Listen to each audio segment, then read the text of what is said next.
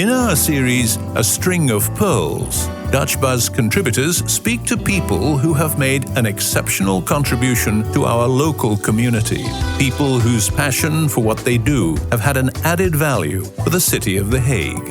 Connecting people is his speciality, especially if you're new in The Hague or from a different cultural background. As the founder of the Guest Card, the International Network of The Hague, director of the Global Talent Foundation, and on the board of the pop podium Paard, Andrew van Esch has been working for the international community in the city for more than 30 years. A regular guest on DutchbuzZ, I asked him how it all started. Both my parents were born in Indonesia when it was still a colony, and they were the refugees at that time when they came to the Netherlands. Nobody wanted them. They had to look for new friends. They spoke the language, of course.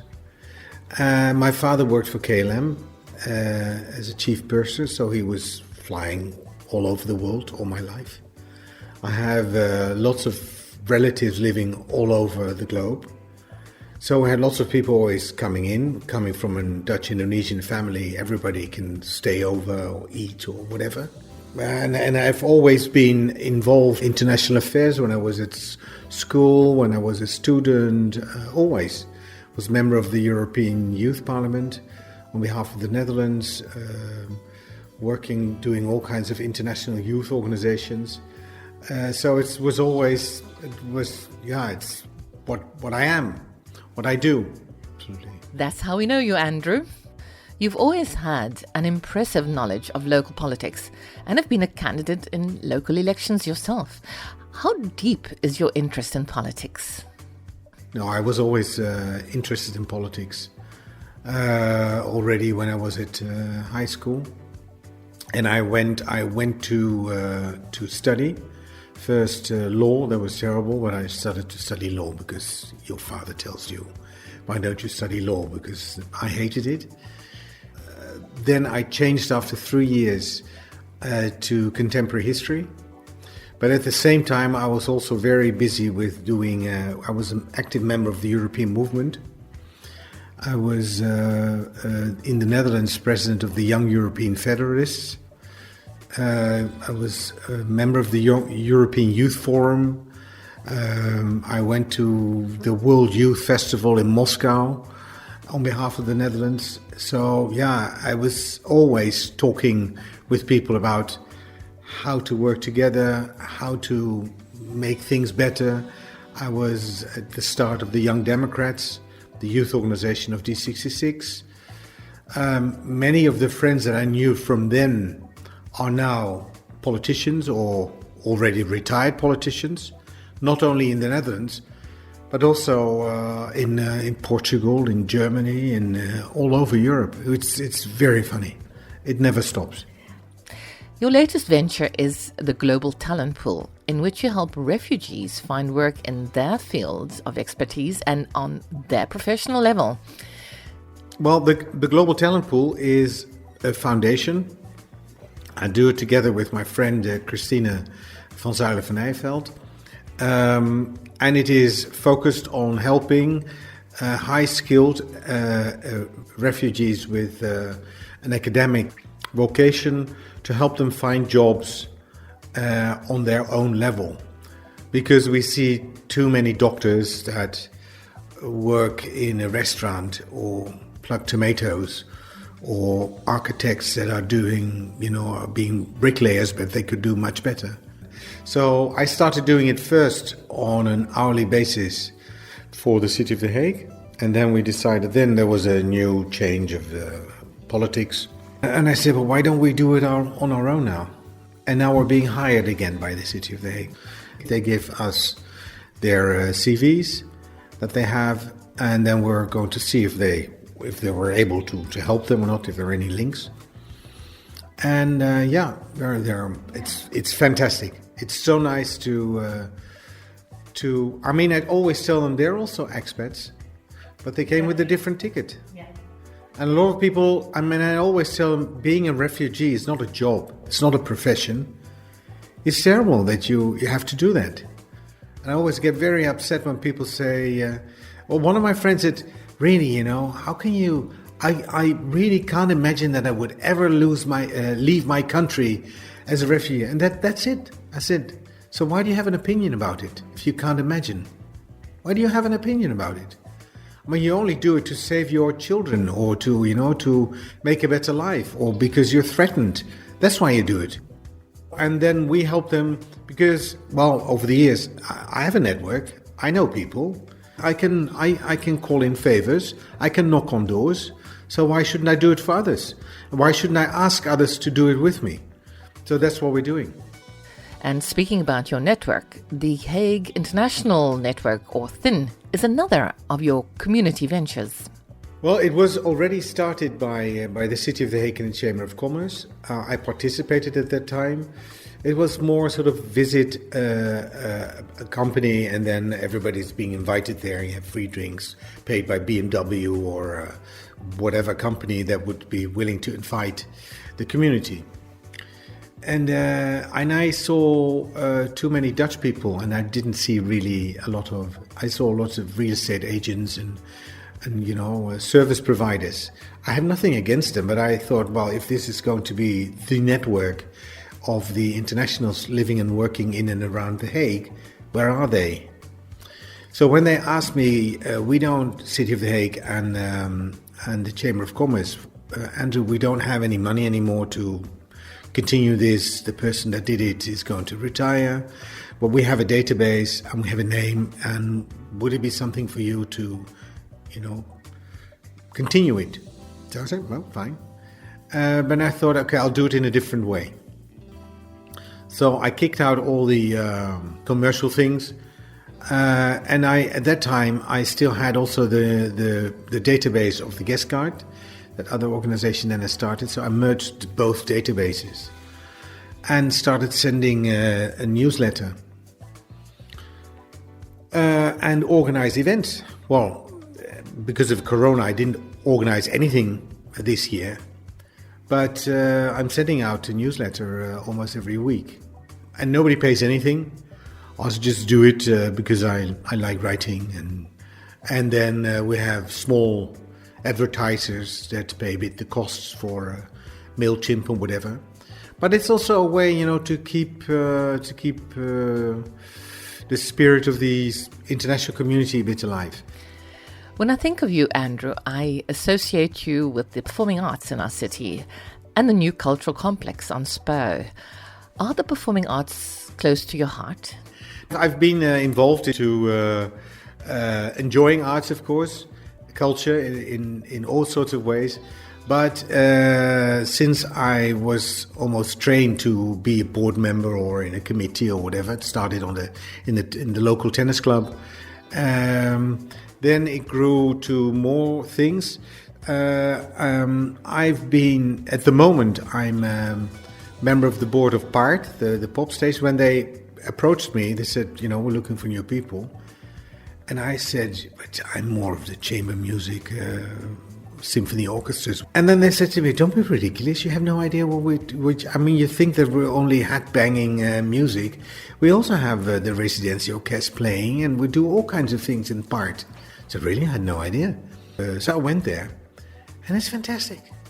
And I'm bringing also new things. So they said, listen, half a year ago, they called me and said, Andrew, we have some Armenian music group coming in, and it's fantastic music. Here's a clip. And I thought, wow, sounds like opera or jazz, or wow, it's fantastic. It's mind-blowing. Yeah, but can you bring us in contact with the embassy and maybe invite the ambassador? So, yeah, I knew him, so I know him. So I called and I asked, okay, we're going to invite you and your staff, but then you have to put it in your newsletter or share it on your... that's the deal. Okay, fine, right? Deal. And then, at the end, I'm standing outside of Paard with the managing director of Paard to greet the ambassador with his wife and kids and the staff. And there was a fantastic... he didn't know the music either. So for him it was also, see a fantastic band coming from your own country that you don't know, playing in The Hague. So it was really nice. And but it's very hard at the moment. And I'm also president of Kalpana Rajaguraman, who is an Indian choreographer. She was born in the Netherlands, but her parents are from India.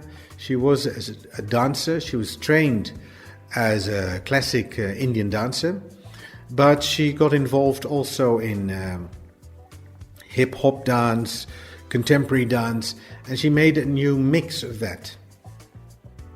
And my name was mentioned through Corso, the theater in The Hague. Said, well, if you're looking, to build your own organization, why don't you ask Andrew van Esch to help you out? He's been working for Nederlands Danstheater, Holland Dance Festival, blah blah blah. So maybe he can, And I never saw her work, but I liked her immediately, and it's great success. For me, it's very nice to help her open the doors, talk to the right people. She got an enormous raise now in her funding from the city of The Hague for the new, what they call the Kunstenplan. And we're building a new organization, which is much more flexible and hybrid than other organizations. She performed last year in 2 times in Delhi and 1 time in Mumbai. They had no idea, the Indians. It was a full house everywhere. Because they said it's contemporary Indian dance. We don't know this. So from The Hague, it was brought there, and it was sponsored by Indian companies also. So yeah, and it was just this dancer in The Hague that started it. And I feel very fortunate to be able to share what I have as a volunteer to help her doing this. It's really nice. How do you feel about the controversial new cultural complex that's rising out of the center of SPO? Well, I'm very excited about it. I used to work for the Nederlands Danstheater and the Lucent Dance Theater, and it was an okay building, but it was old. It was old. It was sort of everything was squeaky, and at the moment that building was opened, also a fantastic building was opened in Amsterdam, and I was always a bit jealous. Why don't we have a real good opera and concert and dance hall in The Hague? We have so much quality. I went to see the Lincoln Center in New York, where you have the New York City Ballet, the Symphony. I went to the Juilliard School to visit because Yuri Kilian received an honorary doctorship there, and I was working at that time at NDT. So we went there, and now this idea, we are going to get it here. So I'm extremely excited. I think the government, local and national, should spend much more money on it. I was involved in the setting up and the financing of the new Luxor Theatre in Rotterdam. They asked me at that time to help them with funding, looking for extra funds. And also there, I was very jealous of this huge building, where you really feel that you're going out. So I'm very happy that it's coming. I think that people shouldn't nag about money because it costs always something, but it's still a fraction of what the Hamburg thing costed or the Sydney Opera House or whatever is being built in France. We have top cultural organizations in the Netherlands, especially in The Hague, and they deserve a huge stage also. It's important for The Hague. It's fantastic for the international community because you can't go to drama theatre if you don't speak Dutch, but you can go listen to music, you can go to watch dance. And of course, you can always go to Paard to listen to pop music. No, I'm very excited, and I will make any effort to support it in any way to make sure that we have lots of events taking place there. How has the pandemic affected your community work? Absolutely. I never thought a year ago that this could happen. I couldn't think anymore about how I was thinking in January and February. It's ridiculous. To get to know a little more about your more personal side, I asked you to bring along a treasured photograph, something off your bedside table, and something off your desk. Is this your life partner in the photograph, Andrew? We were one of the first to get officially married in The Hague. We know each other 26 years. Yeah, and it's fantastic. It's really fantastic. And he's now walking around with our dog, who's our child. No, it's wonderful. We work together. We complement each other completely. And we work alongside. We sometimes have projects together. Sometimes we don't. It's just sort of a normal thing. What did you bring off your bedside table? Yeah, it's terrible, of course. It should have been a book. There is a book, but I didn't touch the book for the last year and a half. So it's collecting dust. At the same time, every evening, I'm watching the latest news or read on my iPad. But anyway, my iPad, I watch it every evening because I read newspapers, news, or I play Word Feud on it. Because I play Word Feud with, I think, 15 different people, with old aunts that I haven't seen for years, but I still play Word Feud with them, which is a way to keep connected. And that's really nice. What have you brought along for your desk for this interview, Andrew? Yeah, it's a new item, because on my desk it's a sort of a pile of papers. I have an item which is the golden carriage, the gouden koets, in miniature, in silver, solid silver. And it was made in Schoonhoven, the silver city silver town of the Netherlands. And it's a special gift given by the chairman of the House of Parliament to everybody who works there for 25 years. And one of my friends unfortunately passed away. And in her last, not hours, but last weeks, I was taking care of her with some others. And she worked for the House of Parliament for 42 years. And I said, well, she asked, what do you like to have? I like that golden carriage in silver. Well, you can have it. Really? Do you like that kind of stuff? Yeah, it's yours, and I love it. I'm a bit of a royalist. And that's always funny because in The Hague, it always reminds me of when new ambassadors are coming in and they're presenting their credentials to the king. I live here in an area with lots of embassies. So on Wednesday morning, at least once a month, I hear the carriages pass. Yeah, and it's always nice. And it reminds you that, of course, it's a very ancient traditions, but it's what makes The Hague very special. Andrew, what will be the first thing you will do when we can socialize with others again and gather people around this lovely dining room that we seated at right now? Organize a dinner party, because I love to prepare a daube provençal, which is a stew, beef stewed in red wine and on a low temperature, like 80 degrees in the oven for 12 hours. And then you add vegetables to it, and then you serve it. But I love cooking. But I really miss, having people and organizing the events and going to theater, going to Residentieorkest. I will support that orchestra. And to hug. Mind if I take a rain check on that one? And organizing events, no doubt. Yes, of course. I mean, almost 4 years ago, I organized, at the day of the inauguration of Donald Trump, I organized a big event. What is there to expect and what is there to fear of Donald Trump? Yes, it all came true. And it was with about 200 people at the World Trade Center. And I would have loved to organize an event like that now, the same way. What is there to expect? How will Joe Biden start building bridges? How can we bring, that country and the world together again? After what I think were disastrous years for world peace. World peace. What a dream in these turbulent times, Andrew.